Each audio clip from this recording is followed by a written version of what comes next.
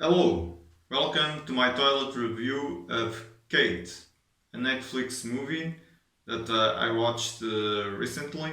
It's an action movie with Mary Elizabeth Winstead and Woody Harrelson and other people, mostly Japanese actors that I just know one or two. I know their faces. I don't know their names. I'm sorry. But yeah, this is an action movie that happens in Japan. Most, if not all, it's supposed to be in Tokyo, a little bit in Osaka.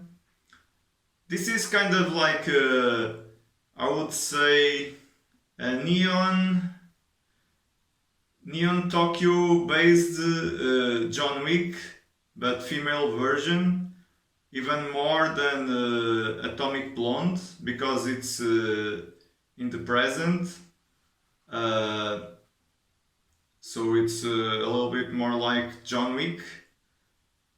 Um, I'm not, how to say it? I'm not disappointed, but I'm also not blown away with the movie. It's a good enough movie. It's a little, probably a little bit better than I was expecting. But it's not a great movie. It's not as good as any of the John Wick movies. It it's not a bad movie. It's not a bad action movie. It's just not as good. The story is it's interesting. It's an interesting idea, an interesting concept, but it doesn't feel new because, like the motivation, I'm almost sure I've seen it before.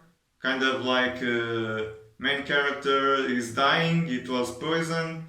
Uh, I know there is a movie that with Jason Statham, wherever, that is Crank High Voltage, kind of in the same vein or wherever.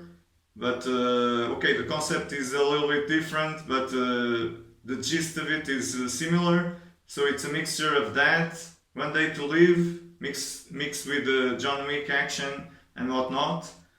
And like Mary Elizabeth Winstead is almost always a great actress, or is almost always great in the movies she's in because she's a great actress. Uh, I know her at least from since Scott Pilgrim versus the World, where she was Ramona Flowers, and another movie before, something Fly High, no, not Fly High, High Academy, wherever. A stupid kids movie about superheroes. But yeah, she's always great and she does a great job in this movie. Uh, the action could be better. She's not. I think she's in shape, but she's not as good as Keanu Reeves in the physicality, even with the age difference that is like 50 and more than 50, I think, and she's like 30 something. But whatever, it's good enough. um, Good action choreography and genfu and whatnot.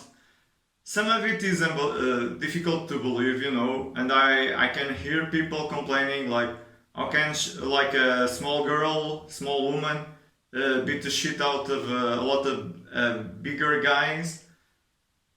But I guess she's a trained killer since she was young. It's in a way kind of like that movie with fuck her name, Hannah. That is a movie that then was a TV series, and the girl was raised as a trained killer. This is the same concept, except for the part where she's dying and she has like 24 hours or even less to kind of find out who poisoned her and who's trying to kill her and whatnot, who killed her already, And then it's like, yeah, it's like she's helping a young girl, saving her, blah blah blah. So the story, like, not new.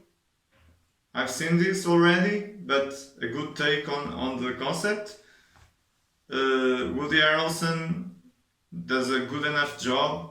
The other actors do a good enough job because Woody Harrelson is like the second main character, except for the young girl. But he isn't much in the movie. But when he is, he does as usually he does a good job. So I enjoyed it. It's like a fun movie to watch if you're free, if you have free time. It's not like a must see, but if you have time, if you have Netflix, watch it. And yeah, going by my rating, I'm going to give it 2 poop emojis, although it's like borderline 3. It's not, it's good, not great. Could be better. Looking at the concept, it could be better. But all in all, it's not a disappointment, and it was a fun time on Netflix. So now I need to flash.